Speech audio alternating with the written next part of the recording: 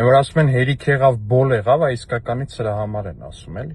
Այս Ղարաբաղյան կլանը պարբերաբար ինչ-որ տենց մարդիկ ուղարկելով վարչապետի մոտ, բա մենք հերոսաբար կռվել ենք, Ղարաբաղյան բարձրաստիճան զինվորականները դեսը դեն, հիմա Դրոյի փողոցի վրա եմ, Բուլիժնիկները, Զեյթունի իմ փողոցն է, որտեղ ես ապրել եմ, մեծացել եմ, ստեղ եմ մեծացել,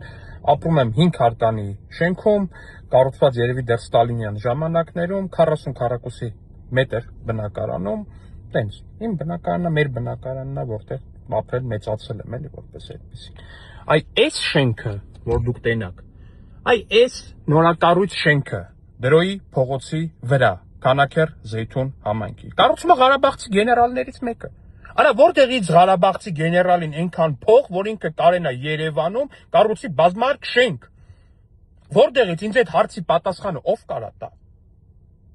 Ու այդտեղից արդեն չի գալի են պատասխանները, թե խեր մեր բանակը այդ վիճակին 44 օրյա պատերազմին։ Որտեղից Ղարաբաղցի գեներալին